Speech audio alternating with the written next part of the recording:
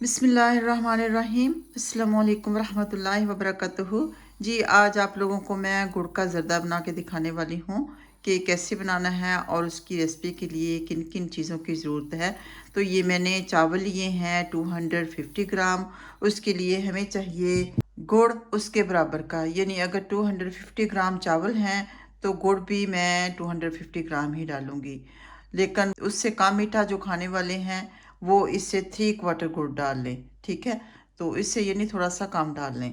तो मैं तो बराबर का डालूँगी क्योंकि ये ज़्यादा मीठा गुड़ नहीं है और गुड़ के फ़ायदे बहुत हैं और हदीस से भी खाने के बाद गुड़ खाना साबित है। तो आप चाहे गुड़ खा लें खाने के बाद, चाहे गुड़ के चावल खा लें या गुड़ की कोई और चीज़ खा लें। और ये मैंने ड्राई फ्रूट लिए है, ये किशमिश और सिर्फ कोकोनट है। तो अगर आप इसमें बादाम और काजू वगैरह डालना चाहें तो बिल्कुल डाल सकते हैं। और ये लिया है मैंने फूड कलर इसके लिए, ये इसके लिए देसी घी लिया है, ठीक। और ये चावलों को हम पानी में भिगो के रख देंगे, ठीक है। तो तकरीबन आधा या पौना घंटा भिगो के रखें ताकि अच्छी तरह से खिले खिले से लंबे लंबे से हो जाएं। और अगर 250 ग्राम के बराबर आपने कुछ ऐसा मेजरमेंट करना है कि आपके पास स्केल नहीं है तो इस तरह का कप मैंने लिया है, कोई भी कप ले लें। तो ये 250 ग्राम इसमें चावल आए थे।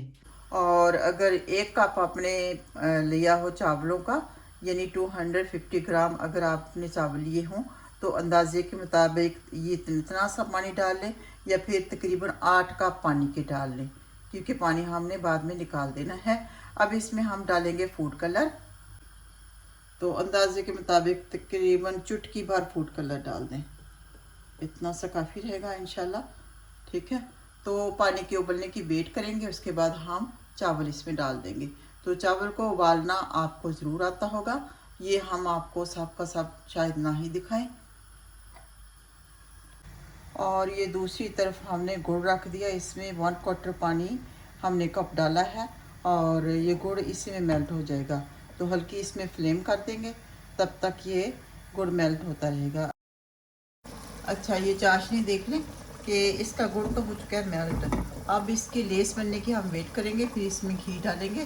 तो तब तक इस तरफ आते हैं कि चावलों की कनी बनी है कि नहीं। तो बिल्कुल नहीं गालने आपने, क्योंकि ये फिर टूट जाएंगे। तो एक कनी इनको आपने कच्चे रखना है। बिस्मिल्लाह, तो देखते हैं। अच्छा, आप देख सकते हैं ये इसके 3 पीस हो गए, बस ये काफ़ी है, यानी थोड़े कच्चे हैं अभी, ठीक है। तो ये हम इसका पानी निकाल लेंगे और ये चाशनी को डालेंगे इसमें।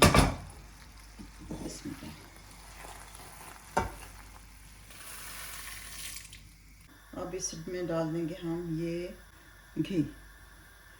तो घी के भी बहुत से फ़ायदे हैं, हड्डियाँ मजबूत होती हैं, तेल से कहीं बेहद ज़्यादा बेहतर है। तो कोशिश किया करें कि देसी घी आप इस्तेमाल करें। और आप लोगों को ये बताना भी ज़रूरी समझती हूँ कि ड्राई फ्रूट में पानी थोड़ा सा डाल के रखें ताकि ये थोड़ा गल जाए पानी में, ठीक है। और वैसे भी वॉश भी हो जाएगी साथ में। हाँ, बड़ी प्यारी खुशबू आ रही है, वाह अमेजिंग। अब डालेंगे इसमें चावल।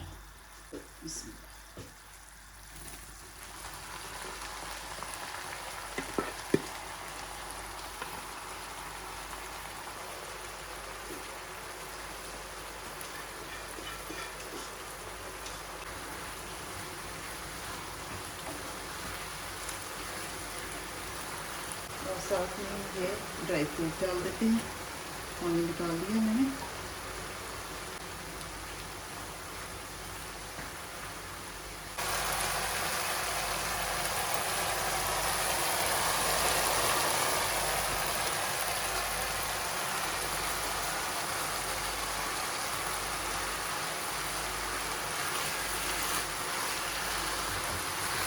तो अब इनको हम दम दे देंगे 10 मिनट के लिए, यानी हल्की फ्लेम करेंगे और इसके ऊपर ढक्कन दे देंगे। तो ज़रूरत ये है कि किचन कोई ढक्कन लगाएं, क्योंकि वो मेरे पास ख़त्म हो चुकी है, इसलिए मैं सिर्फ ये लेट दूँगी इसके ऊपर। और ये जो होल है इसको इस तरह से मैं सील कर दूँगी। तो इंशाल्लाह देखते हैं 10 मिनट बाद फिर फाइनल लुक की तरफ आएंगे। ले जी, ये देख लें रेडी हो चुके हैं और ये फाइनल लुक भी देख लें। अगर आपने सर्व करने हो तो ऊपर थोड़ा सा ड्राई फ्रूट डाल दें और चांदी के वर्क डाल दें और बड़े ही खूबसूरत लगते हैं। और ये देखें बड़े ही खिले खिले से लंबे लंबे से बने हैं, आप खुद अंदाज़ा लगा लें। तो सारे खिले खिले चावल हैं, सुभान अल्लाह। तो दुआ करती हूँ कि अल्लाह सुब्हानहू तआला हर एक को हलाल रिज़्क़ की फराखी अता फरमाए। सुबहान अल्लाह। अल्लाह सुब्हानहू तआला ने हमें तरह तरह की नेमतें अता फरमाई है, तो हमेशा शुक्र अदा करते रहना चाहिए कि अल्हम्दुलिल्लाह रब्बिल आलमीन। अल्लाह सुब्हानहू तआला से दुआ है कि अल्लाह सुब्हानहू तआला हम सबको हलाल और पाकीज़ा रिज़्क़ की फराखी अता फरमाए। तो जज़ाकुमुल्लाहु खैरन फॉर वॉचिंग माई वीडियो। अस्सलामु अलैकुम वरहमतुल्लाहि वबरकातुहू।